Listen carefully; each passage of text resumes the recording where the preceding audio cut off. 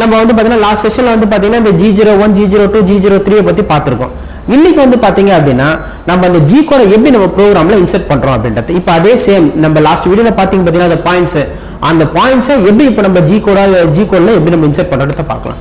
இப்போ நம்ம ப்ரீவியஸ் பாயிண்ட்ல வந்து எப்படி இருந்தா பாயிண்ட் நம்பர் 1 x - 50 y0 இப்படி தான் எழுதியிருப்போம். இது வந்து நார்மலாக இந்த கிராஃபில் எழுதுற மாதிரி. பட் இதுக்கும் சிஎன்சி மிஷின்ஸை எப்படி நம்ம எழுதுவோம் அப்படின்றது இது ப்ராப்பர் வே கிடையாது. இப்போ சிஎன்சி மிஷின்ஸ்க்கு நம்ம ப்ரோக்ராமா எப்படி எழுதுறத நம்ம பார்க்க போறோம். இதே நம்ம எப்படி எழுதுவோம்னா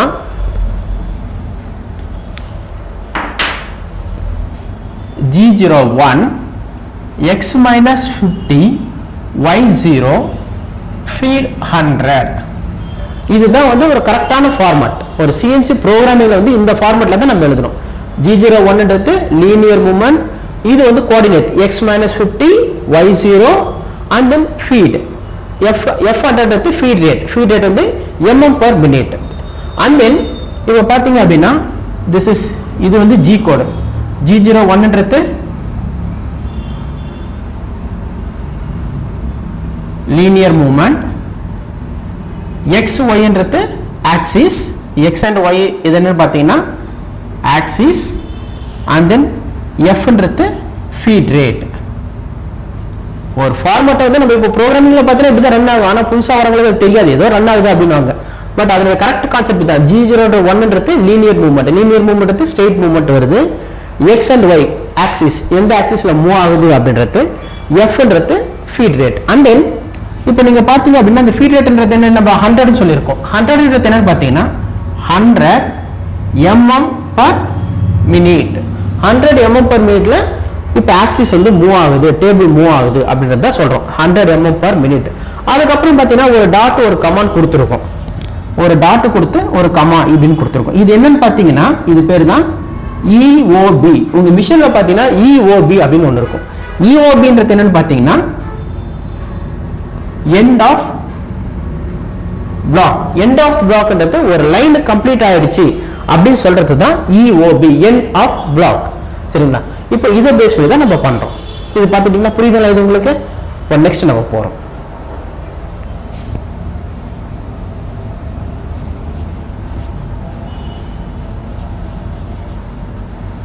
and then இப்போ பாயிண்ட் நம்பர் 2. பாயிண்ட் நம்பர் 2 நான் என்ன சொன்னேன்?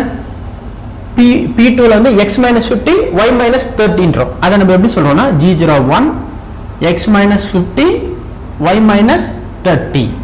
அதே மாதிரி இந்த ஃபீட் ரேட் வந்து நம்ம எல்லா லைனுக்கும் கொடுக்கணும்னு அவசியம் இல்லை. ஒரு லைனை கொடுத்துட்டா போதும், அதுவே இது வரும். And then point number 3 G03 x - 40 y - 40 r 10 radius 10. நம்ம இந்த ஃபார்மட்ல வந்து பார்த்தீங்கன்னா இந்த G02 G03 ஃபார்மட்ல compulsory r value கொடுக்கணும். G03 x - 40 y - 40 r 10. And then next point வந்து linear movement. லீனியர்ன்றது G01 x 40 y - 40. நம்ம அதுல வந்து 0.1 0.2 0.3 0.4 சொல்லியிருந்தோம். இதுல வந்து பார்த்தீங்கன்னா ப்ரோக்ராம்ல கரெக்ட் கான்செப்ட் வந்து பார்த்தீங்கன்னா இதான் G01 G03 G01. and then next G03 x 50 y - 30 r 10. அந்த ரேடியஸ் எங்க போதோ அந்த பாயிண்ட் வந்து x - 50 y - 30 r 10. next G01 x 50 y plus 30. ஏன்னா அது வந்து 2 வந்து இந்த இடத்துல இருந்து மேலே போகுது. அப்போ வந்து y plus 30. Next G01 x 40 y 40 G03 r 10 radius போகுது. இப்போ இது புரியுதா? இதான் கான்செப்ட். ஒரு ப்ரோக்ராம்ல வந்து இப்படி தான் நம்ம பாயிண்ட் பை பாயிண்டா எழுதணும். ஃபர்ஸ்ட் பாயிண்ட், செகண்ட் பாயிண்ட், நீங்க P1 P2 ல மிஷின்ல போட்டு accept பண்ணிக்காது.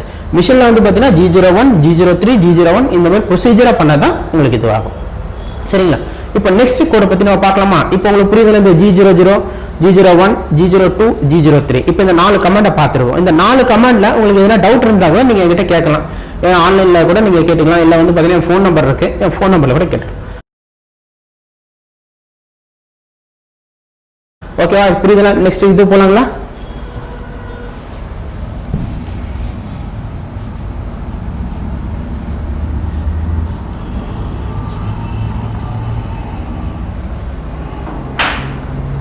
next command G04.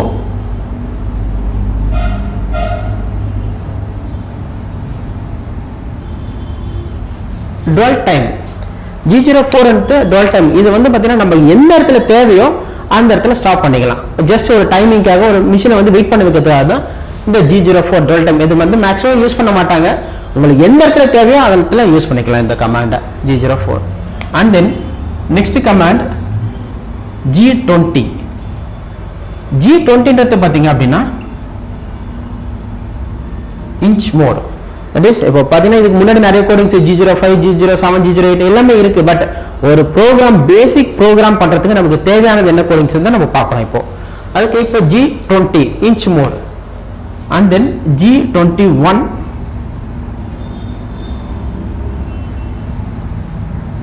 metric mode. இந்த G20 G21க்கு என்ன டிஃபரன்ஸ் அப்படினு பாத்தீங்க அப்படினா இப்போ சில டிராயிங் வந்து பாத்தீங்கன்னா இன்ச்சஸ்ல கொடுத்திருப்பாங்க. நம்ம கம்பெனிஸ்ல பாத்தீங்கன்னா இன்ச்சஸ்ல இருக்கும், சில டயகிராம் வந்து பாத்தீங்கன்னா mmல இருக்கும். இப்போ CNC ப்ரோகிராம்ல இப்போ சப்போஸ் இன்ச்சஸ்ல டிராயிங் கொடுத்திருக்காங்க அப்படினா அதுக்கு நீங்க வந்து பாத்தீங்கன்னா திரும்பி நீங்க நார்மலா என்ன பண்ணுவீங்க mmல கன்வர்ட் பண்ணுவீங்க. பட் CNC மிஷின்ல அது தேவையில்லை. உங்களுக்கு சப்போஸ் இன்ச்சஸ்ல டிராயிங் இருந்துச்சுனா நீங்க இன்ச்சஸ்லயே பண்ணிக்கலாம். இல்ல நீங்க mmல கொடுத்திருக்காங்க மெட்ரிக்ல கொடுத்திருக்காங்க அப்படினா மெட்ரிக்ல பண்ணிக்கலாம். இப்போ G20 ன்னு சொன்னீங்க அப்படினா நீங்க கொடுக்கிற வேல்யூ எல்லாமே வந்து இன்ச்சஸ்ல எடுத்துக்கும். அதே நீங்க G20 வந்து மெட்ரிக் நீங்க கொடுக்கிற வேல்யூ எல்லாமே வந்து பாத்தீங்கன்னா mmல எடுத்துக்கும். இதுதான் நம்மளோட CNC மிஷினோட advantage.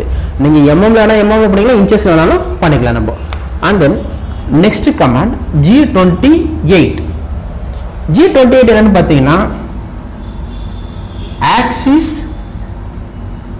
return to home position. That is இந்த G28 வந்து axis return to home position என்னன்னு பாத்தீங்கன்னா நம்ம எப்படி நம்ம வேல்யூ முடிச்சிட்டு நம்ம வீட்டுக்கு போறோம் அதே மாதிரி தான் அந்த வேல்யூ முடிச்சிட்டு axis வந்து பாத்தீங்கன்னா x y z இந்த மூணுமே அதோட ஹோம் பொசிஷன் போறது தான் இந்த G28. இப்போ G28 x0 y0 சொன்னீங்கன்னா என்ன ஆகும்னா டேபிள் வந்து அதோட ஹோம் பொசிஷனுக்கு வந்துரும். And then G28 z0 எப்படி சொன்னீங்கன்னா டூல் வந்து அதோட ஹோம் பொசிஷனுக்கு போய்டும். சரிங்களா? இதுதான் வந்து இந்த axis return to home position G28 command. இது புரியுதுங்களா உங்களுக்கு?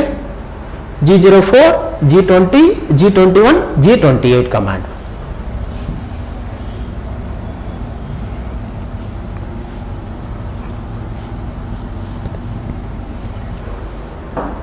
And then next command G40. G40 என்னன்னு பாத்தீங்கன்னா cutter radius compensation cancel. G40 வந்து cutter radius compensation cancel. G41 cutter radius compensation left. G42 cutter radius compensation right. சரிங்களா? இப்போ இந்த G41 42 க்கு பத்தின நிறைய எக்ஸ்பிளனேஷன் கொடுப்பாங்க கம்பெனிஸ்ல இருந்து. போனா நீங்க வந்து பாத்தீங்கன்னா பிரீஃப் எக்ஸ்பிளனேஷன் அப் மில்லிங் வாங்க டவுன் மில்லிங் வாங்க. ஆனா நமக்கு வந்து பாத்தீங்கன்னா சில பேருக்கு புரியும் சில பேருக்கு புரியாது. பட் ஈஸி கான்செப்ட் என்னன்னா டூல் எந்த சைடு மூவ் ஆகுது அவ்வளவுதாங்க.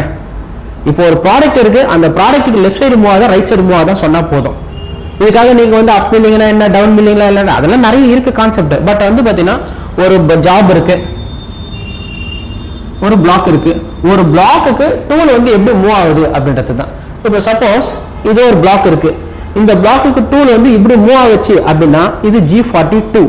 அதே டூல் இந்த சைடு மூவ் ஆச்சுன்னா இது G41. தட் இஸ் ஒரு டூல்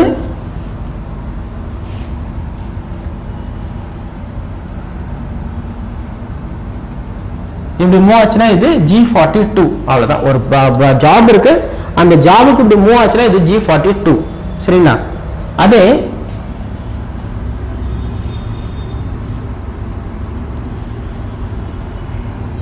ஒரு ஒர்க் பீஸுக்கு